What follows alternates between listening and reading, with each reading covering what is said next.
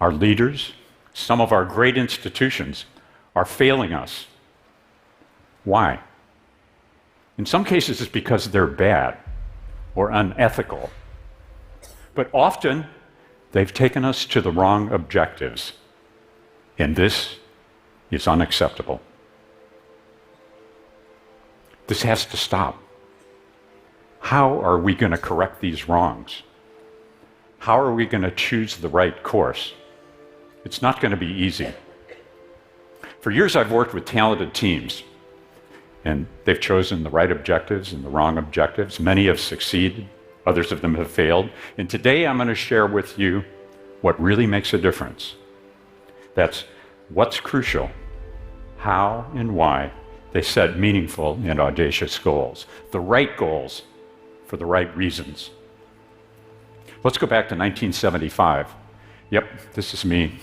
I got a lot to learn. I'm a computer engineer. I got long hair. But I'm working under Andy Grove, who's been called the greatest manager of his or any other era. Andy was a superb leader and also a teacher. And he said to me, John, it almost doesn't matter what you know.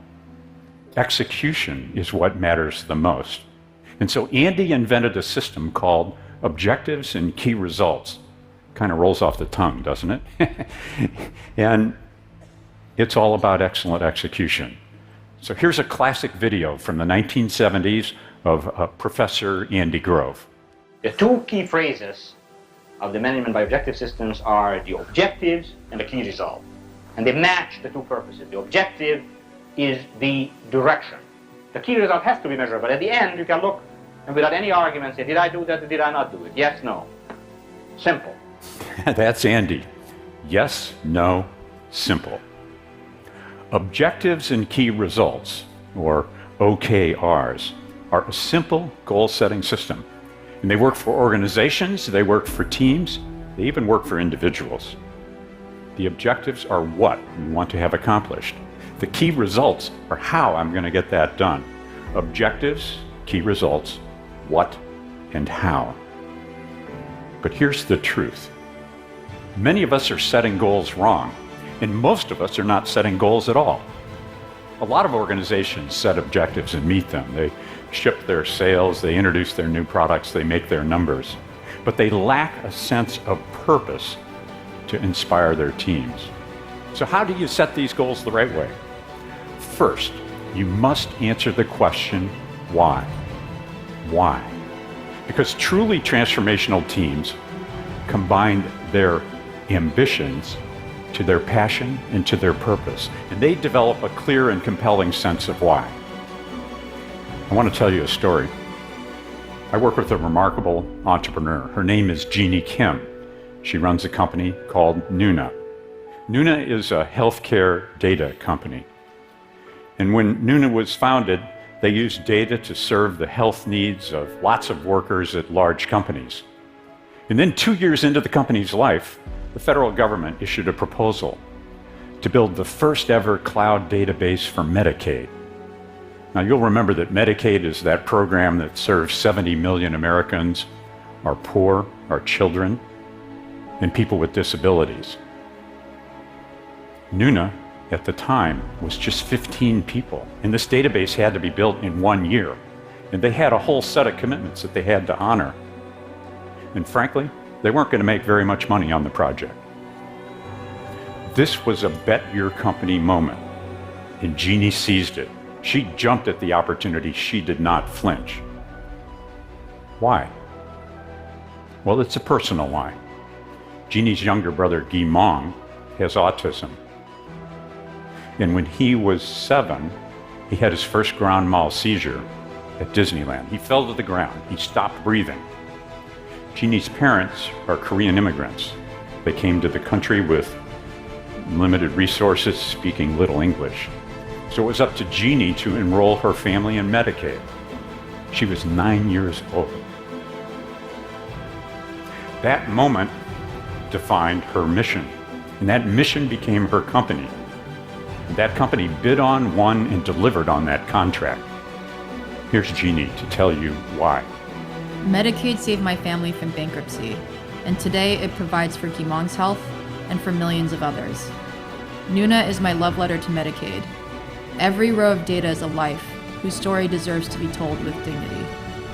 And Jeannie's story tells us that a compelling sense of why can be the launchpad for our objectives. Remember, that's what we want to have accomplished. And objectives are significant, they're action-oriented, they are inspiring, and they're a kind of vaccine against fuzzy thinking. You'd think a rock star would be an unlikely user of objectives and key results. But for years, Bono has used OKRs to wage a global war against poverty and disease.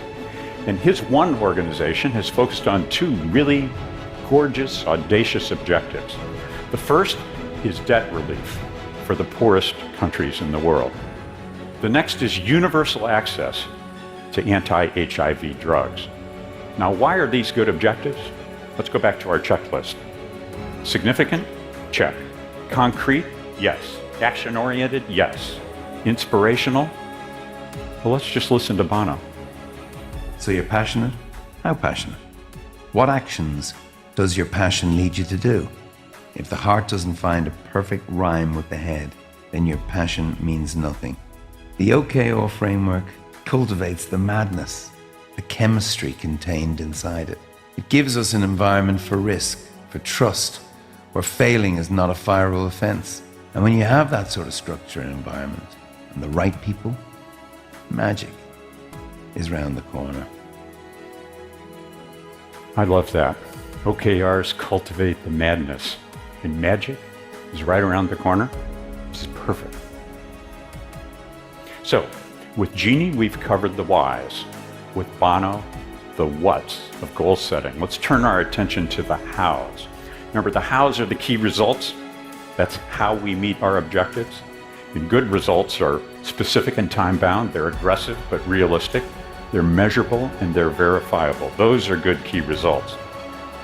In 1999, I introduced OKRs to Google's co-founders, Larry and Sergey. Here they are, 24 years old, in their garage. And Sergey enthusiastically said he'd adopt them. Well, not quite. What he really said was, we don't have any other way to manage this company, so we'll give it a go. And I took that as a kind of endorsement. But every quarter since then, every Googler has written down her objectives and her key results. They've graded them and they've published them for everyone to see. And these are not used for bonuses or for promotions. They're set aside. They're used for a higher purpose, and that's to get collective commitment to truly stretch goals. In 2008, a Googler, Sundar Pichai, took on an objective, which was to build the next generation client platform for the future of web applications. In other words, build the best browser. He was very thoughtful about how he chose his key results. How do you measure the best browser? It could be ad clicks or engagement or No. He said numbers of users, because users are going to decide if Chrome is a great browser or not. So he had this 3-year-long objective, build the best browser. And then every year, he stuck to the same key results, numbers of users, but he upped the ante. In the first year, his goal was 20 million users, and he missed it. Got less than 10. Second year, he raised the bar to 50 million. He got to 37 million users, somewhat better. In the third year, he upped the ante once more to 100 million. He launched an aggressive marketing campaign, broader distribution, improved the technology, and kaboom! He got 111 million users. Here's why I like this story. Not so much for the happy ending, but it shows someone carefully choosing the right objective and then sticking to it year after year after year. It's a perfect story for a nerd like me. Now, I think of OKRs as transparent vessels that are made from the whats and hows of our ambitions. What really matters is the why that we pour into those vessels. That's why we do our work.